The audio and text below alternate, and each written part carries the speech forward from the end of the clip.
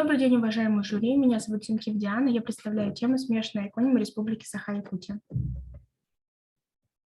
Актуальность работы заключается в расширении знаний по изучению этнокультурной специфики региона, в частности, изучение эконимов Республики Саха-Якутия, имеющих русские корни, их систематизации и сохранения ценных культурных знаний о топонимике родного края. Цель работы – определить происхождение, особенности словообразования русских эконимов Якутии и классифицировать их.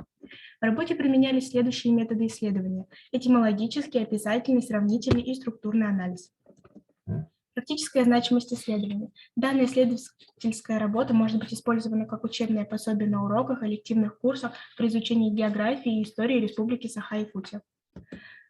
Структура работы определена ее целями и задачами и состоит из двух частей, содержащих теоретические и практические материалы, заключение списка литературы и глоссария.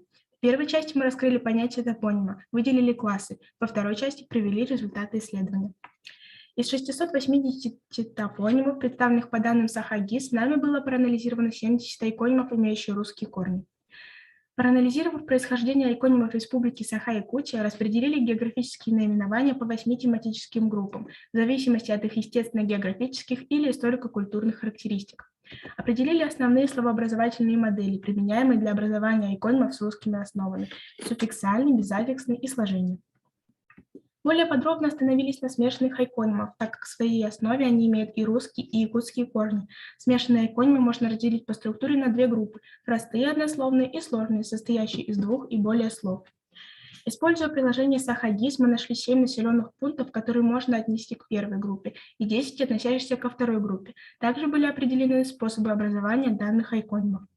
Таким образом, мы сделали следующие выводы. Топонимы занимают значимое место в языковой картине мира любого народа или нации. Целью исследования айконимов является выяснение взаимоотношений языка и культуры, характерные черты образа жизни, среды обитания и мироощущения и ментальности этноса.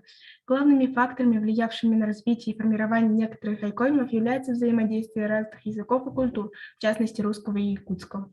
Проанализировав происхождение айконимов Республики Саха-Якутия, распределили по географическим наименованиям по 8 тематическим группам. Самая малочисленная группа – северная экзотика, состоящая из 3 айконимов, и самая многочисленная от нарицательных имен существительных состоит из 24 айконимов. Спасибо за внимание.